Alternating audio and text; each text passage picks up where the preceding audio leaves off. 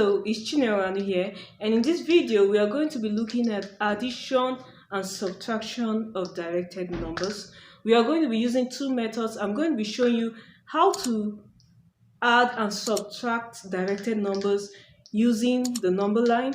I'm equally going to be showing you how to go about it using a method I call the common sense method. Okay, so how do you go about adding and subtracting directed numbers using the number line? But before we go into adding and subtracting that, what exactly is a directed number? A directed number is simply a number that has direction, okay? So when you want to add, for example, you want to say minus 3 plus 4, okay? This minus 3 is going to be moving to the right hand side, okay? So it's following a particular direction, all right, on the number line. So it is a directed number. So negative and positive integers are directed numbers because they simply move towards a particular direction. So we are going to be seeing that in the examples here. So when we have minus 3 plus 4, how do we go about solving this when using the number line? What this means is, since we have plus 4, we are going to move to the right hand side 4 times. So this is going to be 1, 2, 3, 4. So this gives us what? 1 as our answer. How about when we have minus 1 minus 3? In this case, we have minus minus, okay? So we are going to be moving to the left, okay? Minus 1 minus 3, we are going to be moving to the left. So we're going to have, this is going to be 1, 2, 3. Alright, so this gives us minus 4. So we can go on and on. But I feel this method takes time. I mean, if you always have to draw a line and all that, personally, I do prefer the second method, which I call the common sense method. So that's exactly what we are going to be looking at in details. So let's take a look at that. The minus represents debt and the plus simply represents what you have, okay? And this is what we see in everyday to-day life. If you observe, when you maybe borrow credit from any mobile network and you're owing, they usually represent it with a minus, showing that you have an unpaid debt, okay? So if you want to go about doing this is how you interpret it to make your work very easy. Imagine you borrow 3 naira from someone and you have 5 naira. What happens? You have 5 naira. So by the time you give that person 3 naira, what are you left with? You're going to be left with 2. You have 2 naira to yourself. 2 is what you have. It's going to be positive, okay? So our answer is simply 2. How about this one? Let's look at the second example. In this case, the minus, remember, is debt. It talks about debt. So in this case, imagine I'm owing Mr. A 300 naira and I only have 200 naira, okay? By the time I decide to pay 200 naira, I'm not done with the debt. I still have 100 naira left I ought to pay. So it's going to be 100, right? And then because I'm still owing, is a debt is represented with a minus.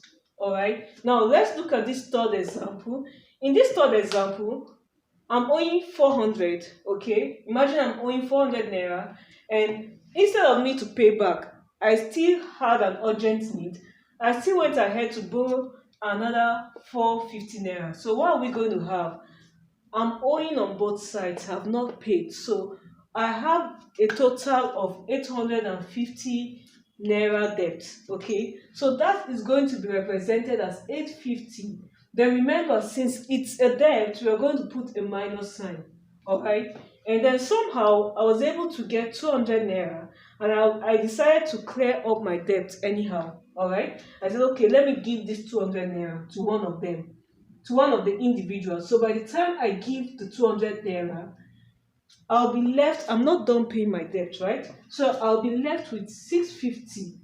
And since I'm still owing, I'm going to represent this 650 with what?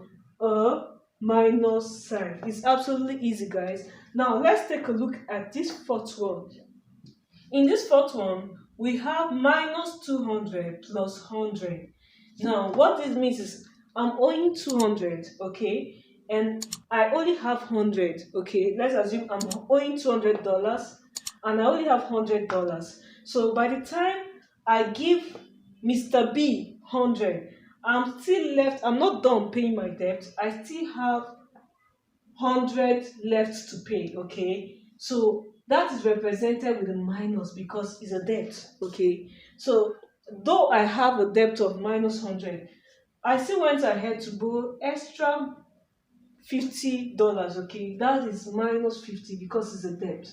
So right now I have accumulated an extra debt, okay. So this becomes the sum total of my debt is going to be 100 plus 50 is going to be 150. But because it's a debt, remember, I'm going to represent it with the minus sign. So I have minus $150 to pay. Now let's look at this fifth example. In this fifth example, we have minus 400 plus 1000.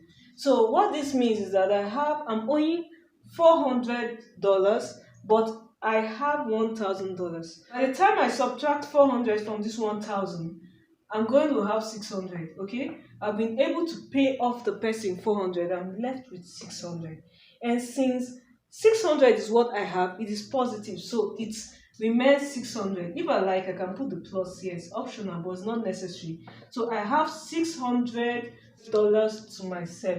So it's super easy, guys. You can go ahead, try out some examples, and let me know what you got in the comment section, how easy it was for you. So this is it on addition and subtraction of directed numbers. If you got value from this video, do give me a thumbs up. Would you love to see more videos like this? Hit that subscribe button if you've not.